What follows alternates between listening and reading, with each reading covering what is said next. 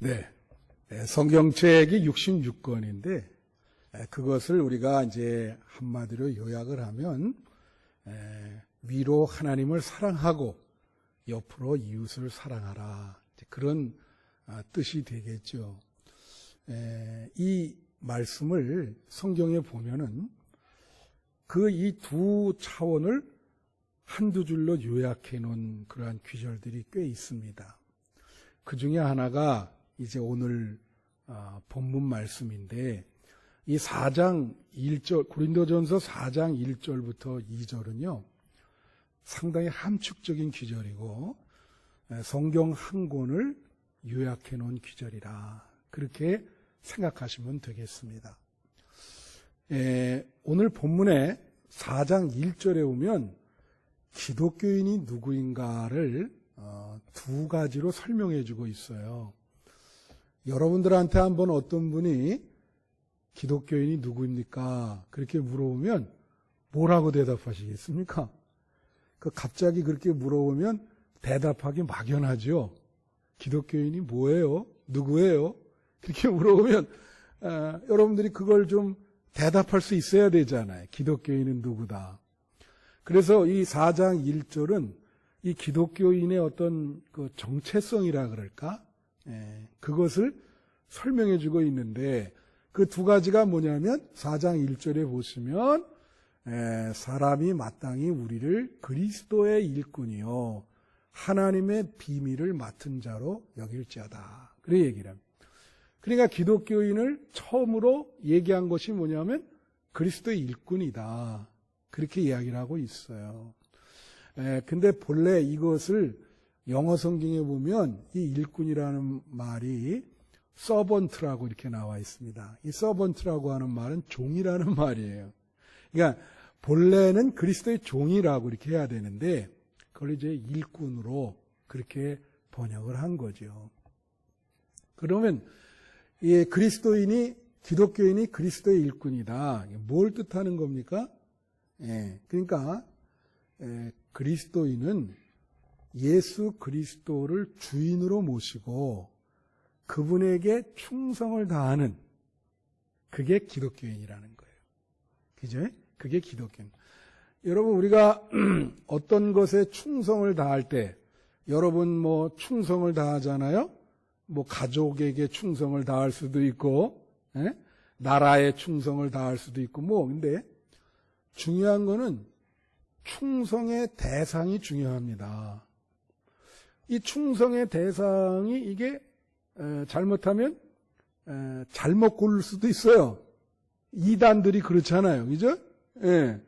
이게 충성의 대상을 잘못 고르면 안 돼. 나쁜 대상이 될 수도 있어요. 그래서 좋은 대상에게 충성을 다해야 되는데, 우리가 충성을 할 수 있는 대상은 예수 그리스도라는 거죠. 그리스도, 참 좋은 분이시잖아요. 인류를 위해서 십자가를 지신 그분에게 충성을 다하는 것이 기독교인이다. 그거예요. 그러면, 자, 제가 늘 여러분에게 말씀하는 게 있어요. 일꾼은 두 종류가 있습니다. 주인의 마음에 드는 일꾼이 있고, 주인의 마음에 들지 않은 일꾼이 있어요. 그러면 우리의 주인이 그리스도라고 할 때, 여러분은 그리스도의 마음에 드는 일꾼이 돼야 되는 거예요. 오늘 예배 드리는 여러분들은 다 예수 그리스도의 마음에 드는 일꾼이 되시기를 축원합니다. 그죠? 자, 그리고 이제 그런 충성을 얘기하고, 그 다음에 또 하나는 설명이 뭐냐면 하나님의 비밀을 맡은 자로 여길지어다. 1절을 다시 한번 비춰주시면 하나님의 비밀을 맡은 자로 여길지어다. 그러니까 여기에 기독교인의 정체성의 두 번째는 뭐라고 표현을 하냐면 하나님의 비밀을 맡은 자다. 그죠? 그러면 하나님의 비밀이 뭐냐 말이에요. 그게 중요하잖아요. 하나님의 비밀. 이거를 댈라스 윌라드라고 하는 그 미국의 영성학자인데 몇 년 전에 돌아가셨어요. 우리나라에 여러 번 온 분인데 이분의 그 유명한 책이 있습니다. 이분은 이거를 하나님의 음모라 그래요. 음모. 예? 음모라는 표현이 별로 그렇게 좋은 표현은 아니죠. 음모를 꿉니다. 하나님의 음모. 그 책이 있습니다. The Conspiracy of God이라. 그럼 내용이 뭐냐? 이거예요. 하나님이 아담을 만들었는데 아담이 선악과를 따먹으면서 죄를 짓게 되잖아요. 예? 그래서 아주 쉬운 말로 얘기하면 이제 천국에 갈 수 없는 상태가 돼버렸잖아.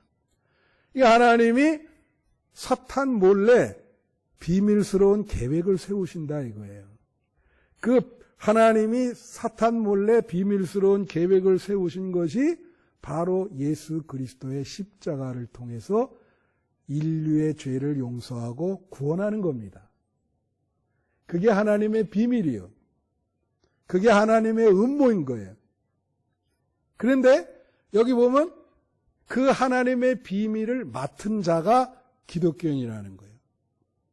그러니까 예수 그리스도의 십자가의 구속을 가슴에 마음에 담고 있는 사람, 그게 기독교인이야.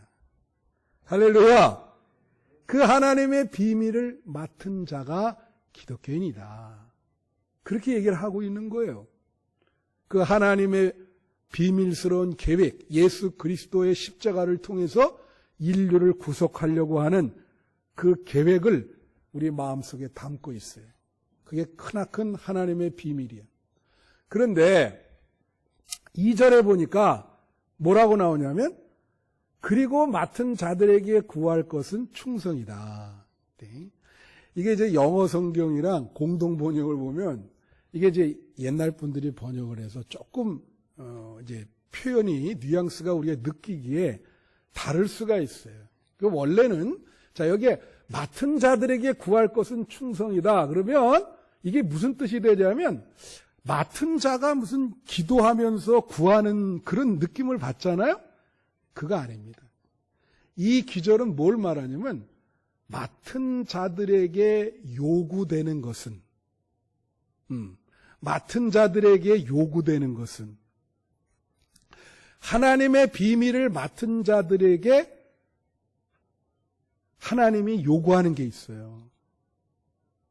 그게 뭐냐면 충성이라는 거예요. 그런데 이거를 그냥 더 번역을 문자적으로 하면 뭐라고 번역을 해야 되냐면 맡은 자들에게 하나님이 요구하는 것은 충성을 증명해 보이는 것이다. 충성을 증명해 보인다 이거예요. 나의 그 충성심을 하나님에게 증명해 보이다. 그렇지 않아요, 그죠? 평소 때는 충성스러운지 잘 알 수가 없어요. 사람이 저 사람이 진짜 나한테 충성하는 건지 모르잖아요. 이게 알 수가 없죠. 예? 그래서 이제 오늘 본문이 짧지만 굉장히 함축적이고 성경책을 다 포함시킨 그러한 귀절이라고 제가 말씀을 드리는 겁니다. 그런데 자 오늘 말씀의 제목이 뭐죠? 믿음의 또 다른 이름 충성. 예. 그래서 여러분 그 주일날 말씀 들으러 오를 때 딱 앉으면은 맨 먼저 오늘 설교 제목이 뭔지 그걸 확인하셔야 돼. 말씀이라는 거는 그 제목을 그대로 설명해 주는 거거든요. 어떤 분들은 제목을 정해놓고 이 말씀을 증거하는데 전혀 다른 얘기를 하는 분들도 있어요. 그건 잘못된 거예요. 그러니까 이 믿음의 다른 이름 충성을 제가 이제 설명해 주려고 그런 제목을 잡은 거죠. 그죠? 그렇다면 자 오늘 충성이라는 단어만 나왔지 사실은 믿음이라는 단어는 안 나왔어요. 근데 성경에 믿음이라는 단어와 충성이라는 단어가 거의 동의어로 쓰입니다.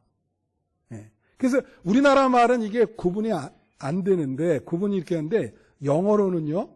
예를 들면은 믿음을 영어로 faith라 그래요. faith, F-A-I-T-H라. 그래서 고린도전서 13장 13절에 믿음, 소망, 사랑이라 그럴 때 그 믿음이 영어로 faith입니다. faith. 근데 충성을 또 뭐라 그러냐? faithful. F-A-I-T-H-F-U-L. 거기에 명사형을 해서 faithfulness.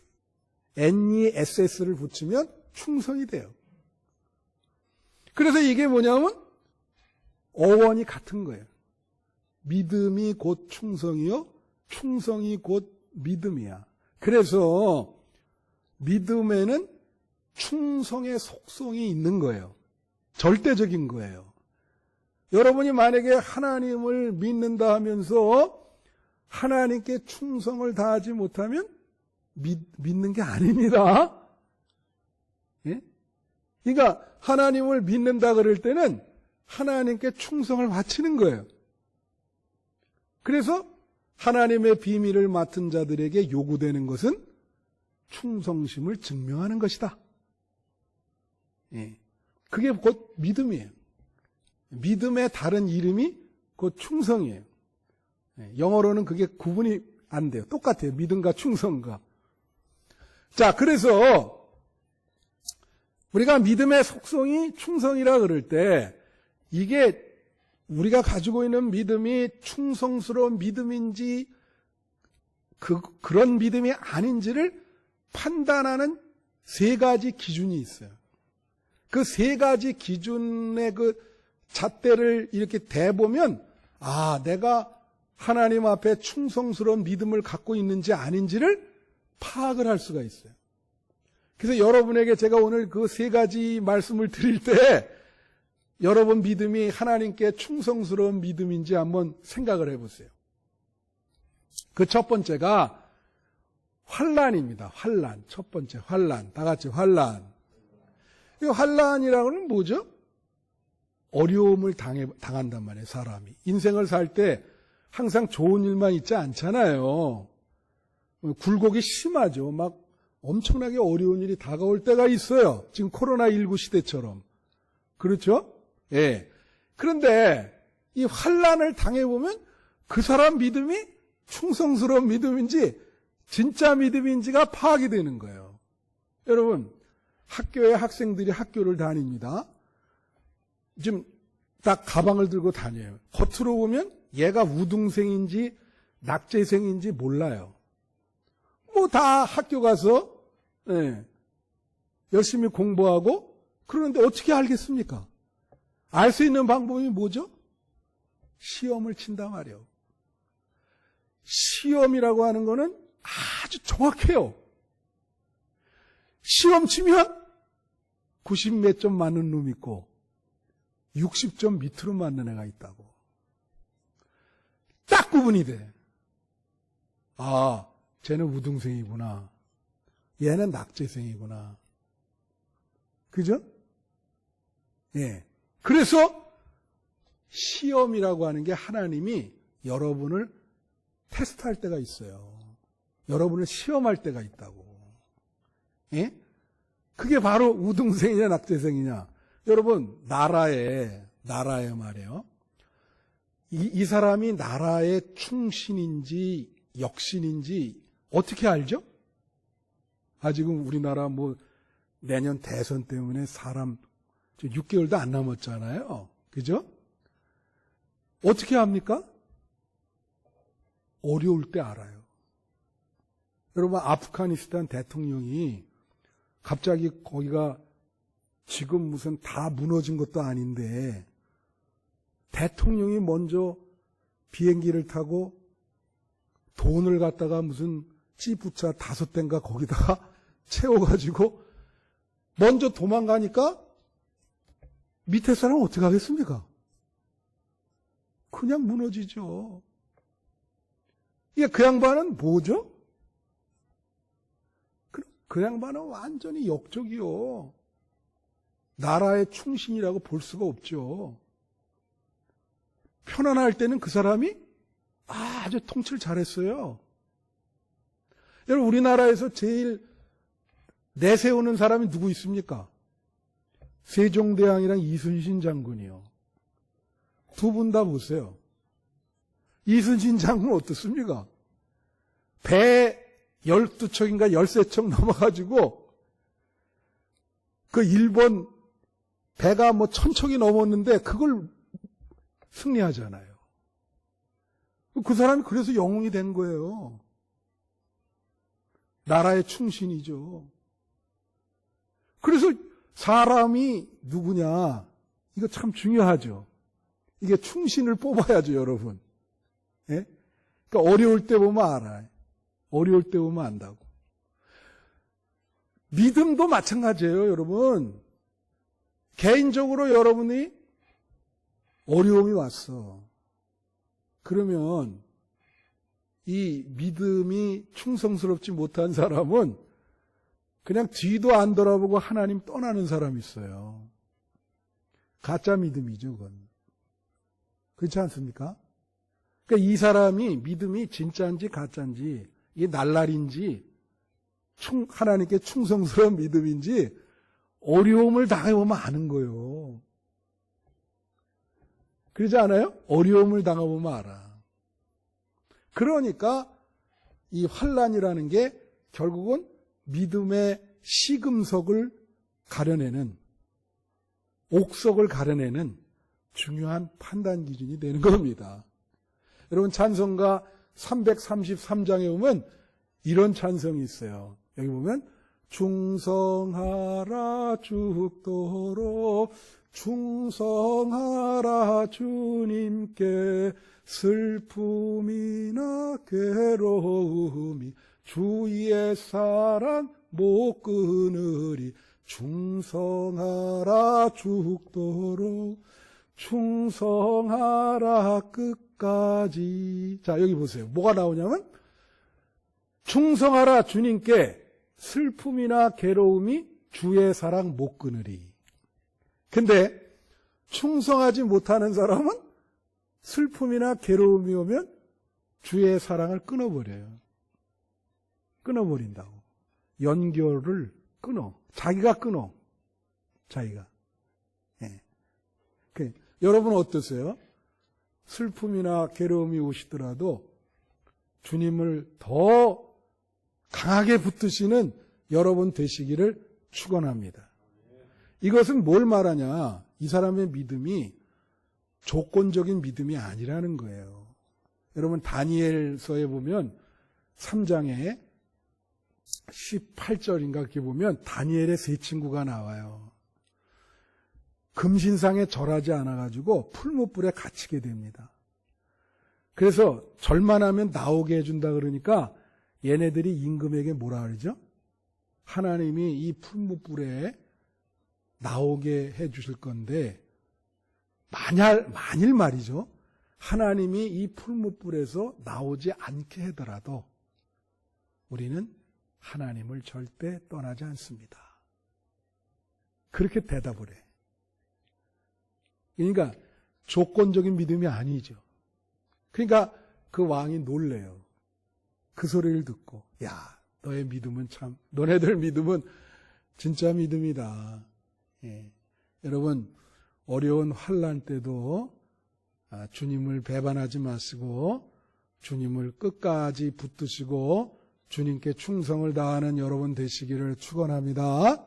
예. 두 번째가 시간입니다. 시간. 두 번째 시간. 자, 이게 시간이라는 게 뭐냐? 충성심을 어떻게 파악할 수 있냐면 놀라운 게 뭐냐? 충성심이라는 게 시간이 지나면 변해요. 근데 세월이 흘러도 여전히 충성심을 가지고 있으면 진짜입니다, 그거는.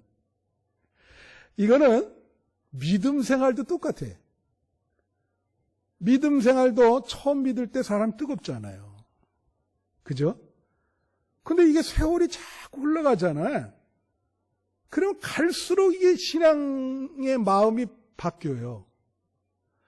나중에는 퇴보하다 못해 예수 안 믿는 사람보다 더 못하는 수가 있어, 이게. 그래서 그런 걸 우리가 뭐라 그러죠? 야, 저 사람이 시간이 지나서 처음 마음 같지 않고 완전히 마음이 변해가지고 사람이 타락했다. 그렇게 얘기하잖아요. 제가 중고등학교 다닐 때 교회에서 말이죠. 방언을 받고 막 밤마다 막 소리 지르면서 기도하던 친구가 있었어요.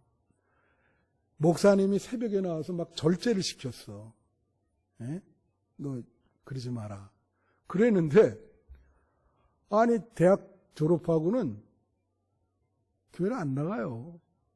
그 언제 한번 권면했더니 자기는 뭐 전혀 그런 걸 말하는 거예요. 예? 근데 이런 사람들은 또 기독교에 대해서 너무 잘 알아. 그렇기 때문에 돌아오기가 쉽지가 않습니다. 이게 시간이 지나고 나면. 그래서 어떤 충성심이 있는 정말 충성스러운 믿음이다. 이런 분들은 시간이 갈수록 변하지 않아요. 끝까지 오늘 찬송 아까 303 있어서 맨 나중에 뭐죠? 충성하라 끝까지. 다 같이 끝까지. 끝까지. 이게 중요해요. 끝까지. 끝까지 충성하는 거. 어떤 사람은 막 수시로 이게 바뀌네. 조변석계처럼. 이거 문제 크죠. 그래서 신앙이 너무 감정적이면 문제가 있는 거예요.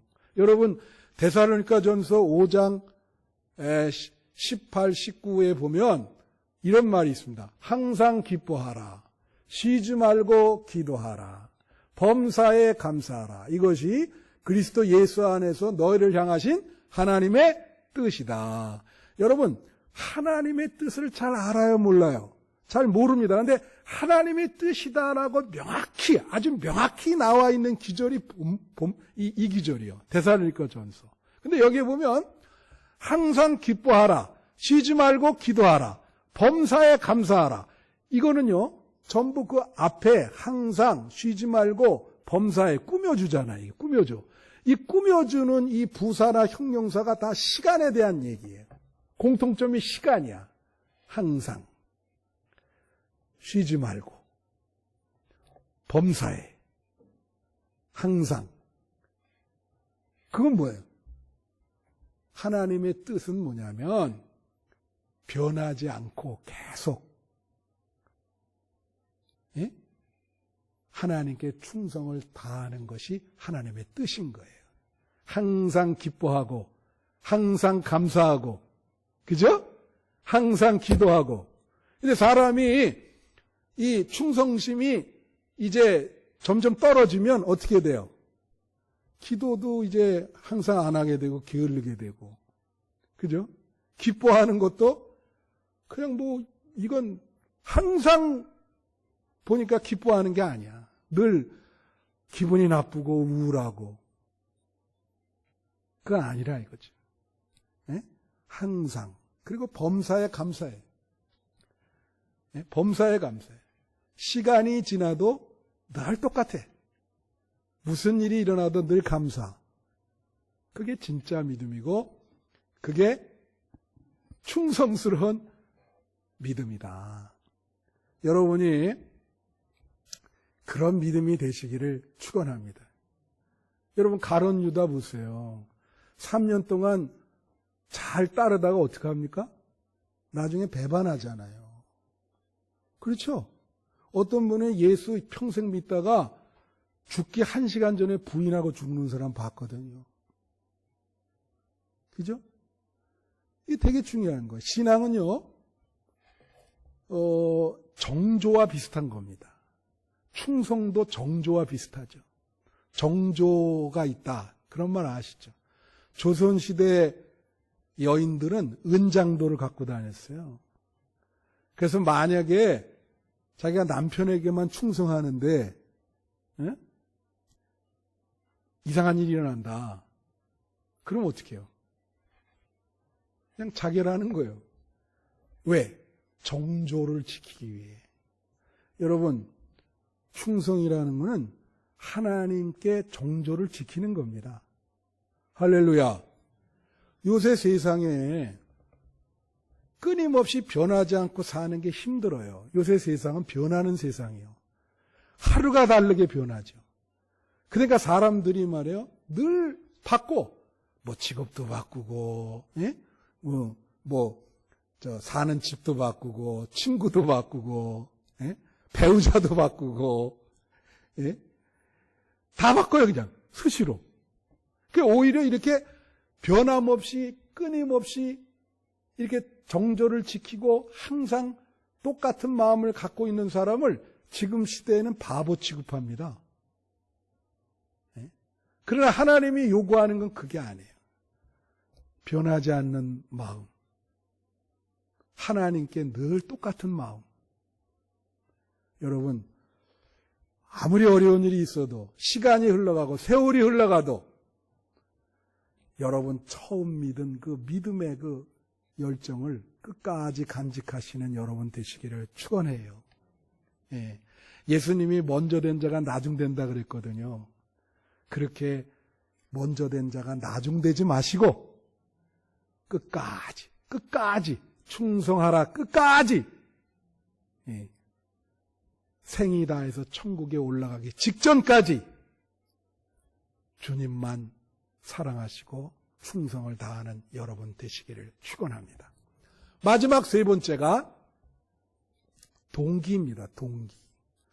이 동기가 뭐냐? 다 같이 동기. 예. 이유의 이유. 예? 하나님을 왜 믿느냐? 이유.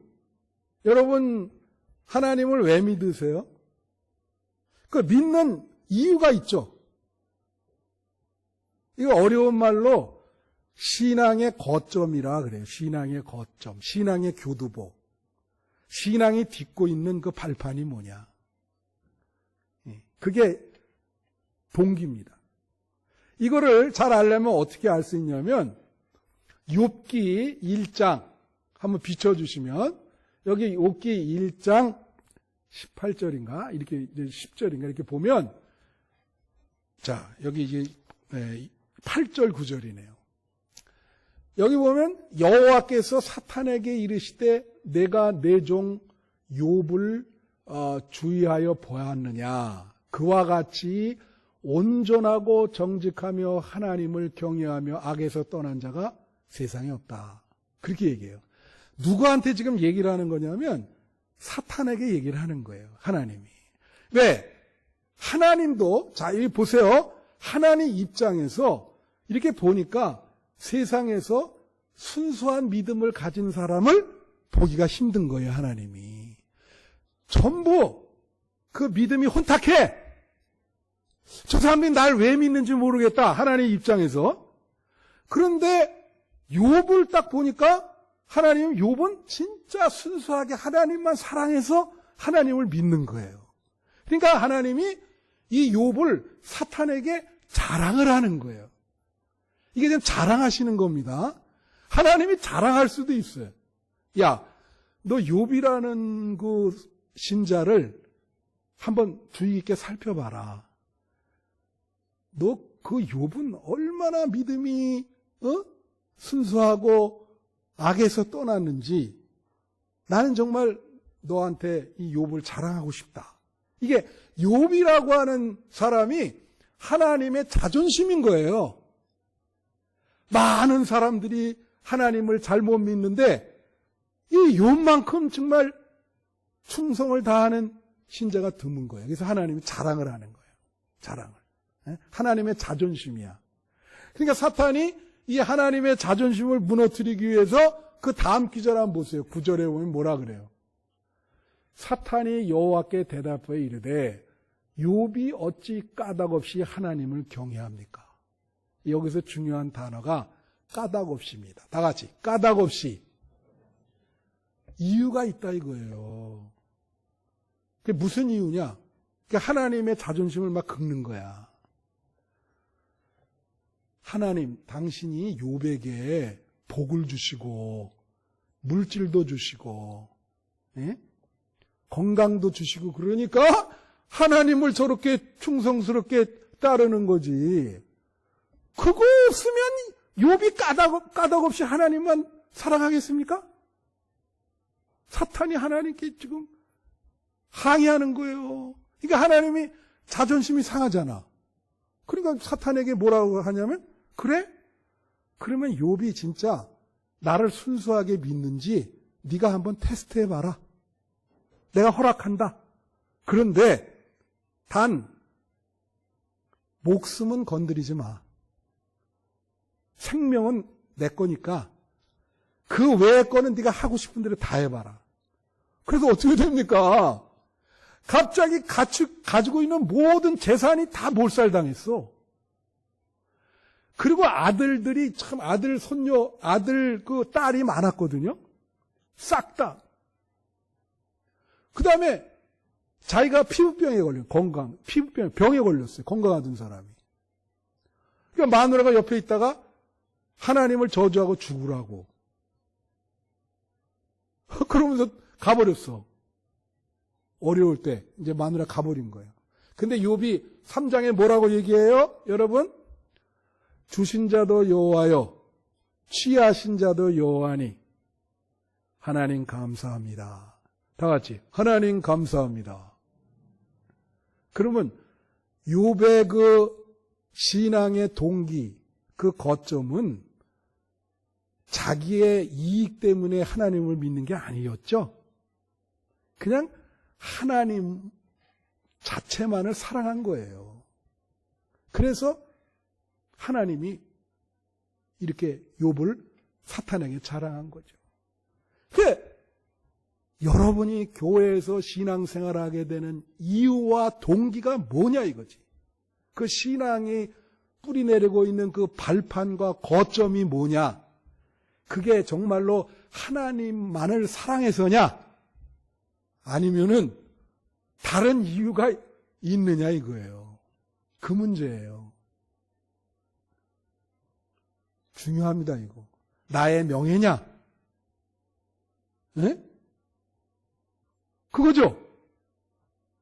얼마나 중요해. 이게 동기가 이게 그렇게 중요한 거예요. 그래서 그 사람이 하나님을 믿는 동기를 보면 이 사람이 충성스러운 성도인지 하나님께 그렇지 않은지를 우리는 알 수 있습니다. 그래서 이 세 가지가 되게 중요해. 환난을 당할 때 세월이 많이 흘렀어도 변함이 없나? 그죠? 그 다음에 그 마음 속에 예수님을 왜 믿으려 하나? 이 세 가지. 이 세 가지가 여러분이 충성스러운 성도인지 아닌지를 파악해주는 바로메터입니다. 기준입니다. 이제 말씀을 마치면서 제가 지난 9월 8일자 조선일보를 읽다가 감동을 받은 게 하나 있어요. 그 내용이 뭐냐면은, 제목이 뭐냐, 39년 동안 의식불명된 남편을 돌봤는데 그 남편이 이제 9월 6일인가 돌아가신 거예요. 그래서 이제 특집으로 이렇게 나왔는데, 이게 불란서 사람인데, 이제 남편이 불란서 축구 국가대표였어요. 근데 흑인이에요. 부인은 백인이에요. 근데 사실 저도 외국에서 이렇게 오래 살아봤지만은 그렇게 백인, 흑인이 이렇게 결합해서 살 때 상당히 어렵습니다. 생각보다는 거기가 인종차별이 심하거든요. 굉장히 심한 데거든요. 그런데 이 친구가, 이 남편이 73살에 돌아가셨는데 34살 결혼하고 나서 이제 남편이 34살일 때 쓰러져가지고 의식불명이 된 거예요. 몸은 이렇게 호흡은 하는데 의식은 불명이야. 그러니까 생각도 못하고 아무것도 못하고 의사표현도 못하고 그냥 드러놓만 있어. 아들 둘이 있었는데, 근데 이 사람 이름은 장 피에라 아담스라는 축구 선수고 아내 이름은 베르나데트라고 하는 여자예요. 근데 백인인데 처음에 1년 동안 병원에 입원했다가 의사가 도저히 이건 할 수가 없다, 여러 가지 제안을 했겠죠. 근데 다 거절하고 집으로 데리고 온 거예요.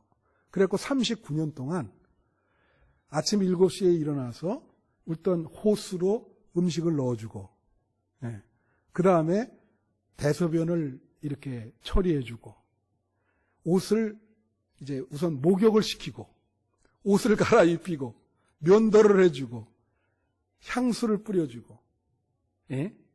그리고 휠체어 이렇게 기계가 요새 좋으니까 해가지고 아침 산책을 해주고, 이거를 39년 동안 365일 매일 한 거예요. 쉽습니까, 여러분? 이걸 매일 한 거예요. 그래서 뭐 생일날 되면 케이크를 준비해서 그 앞에서 생일 노래 불러주고, 그리고 그렇게 하면서 이 부인이 계속 말을 거는 거예요. 남편은 대답이 없죠. 의식불명이니까. 네? 계속 하루 종일 말을 걸어. 참 어려운 얘기야. 그런데 이제 물었어요. 이제 그 식구들도 이 어려운 걸 알잖아요. 그러니까 왜 그냥 이걸 그냥 안락사가 되잖아요. 이게. 근데 거부해. 왜 그러냐 했더니 자기는 남편을 살리고 싶다는 거예요. 그래서 지금 이분이 그렇게 쓰러진 게 1982년도에 쓰러졌어요. 자기 남편이. 그러면 지금 2021년 아니에요. 그러니까 딱 39년 됐는데 인터뷰할 때 뭐라고 했냐면 앞으로 의술이 더 좋아질 거 아니냐. 그러면 앞으로 한 몇 년 후에라도 의술이 더 좋아지면 우리 남편 같은 사람을 일으켜 세울 수 있을 것이다. 이제 그런 소망을 갖는 거예요. 진짜 남편을 사랑하는 사람이지. 그런데 그냥 39년 만에 2021년 9월 6일인가 그냥 돌아가신 거예요. 그러니까 이제 통곡을 하면서 참 어려운 얘기입니다. 그죠? 근데 이제 제가 어떤 분한테 이런 얘기를 하니까 뭐라고 얘기를 하냐면 이 축구 국가대표 선수였기 때문에 돈이 많지 않았겠나. 그래서 돈 때문에 그렇게 하지 않았겠냐. 이렇게 얘기를 하는 분이 있더라고요. 여러분, 돈 때문에 그렇게 했을까요? 저는 아니라고 봐요. 왜? 이 세 가지 요건을 이분은 다 갖추고 있어요. 일단 부부가 살면서 어려울 때가 오죠. 환난입니다. 첫 번째 조건. 근데 그 어려울 때, 뭐 이건 어려움도 최고의 어려움이죠. 뭐 의식도 없고. 근데 남편을 절대 떠나지 않았어요. 끝까지 붙들었어요. 두 번째, 시간. 39년이면 긴 세월입니다. 40년 가까이 매일 변함없이 남편을 옷을 갈아입혀주고, 예? 말을 매일 걸고. 이게 진짜 사랑하지 않으면 힘들죠. 세 번째, 뭐라 그랬어요? 동기. 아까 질문할 때 동기가 뭐라 그랬죠? 혹시 의술이 발달이 돼서 우리 남편이 좋은 의술을 받아서 살아날 수 있지 않겠느냐. 그 소망으로 이렇게 하는 거다. 동기가 명확하잖아요. 그 남편을 사랑하기 때문에 그렇게 하잖아요. 정말로 그분이야말로 남편에게 충성스러운 아내입니다. 충성을 다하는 아내. 아마 연려상을 세워줘야 될 그런 분이에요. 그렇죠? 저는 참 어렵지만 여러분이 하나님 예수님께 그러한 충성스러운 성도가 되시기를 바랍니다. 할렐루야! 어려우시겠지만 어려운 일이 있어도 예수님 떠나지 않고 시간이 많이 흘러서 죽을 때가 돼도 끝까지 변함없이 예수님을 붙드시고 사랑하시고 그리고 하나님을 하나님 자체로만 하나님이 좋아서 그렇게 신앙생활 하시는 여러분 되시기를 축원합니다.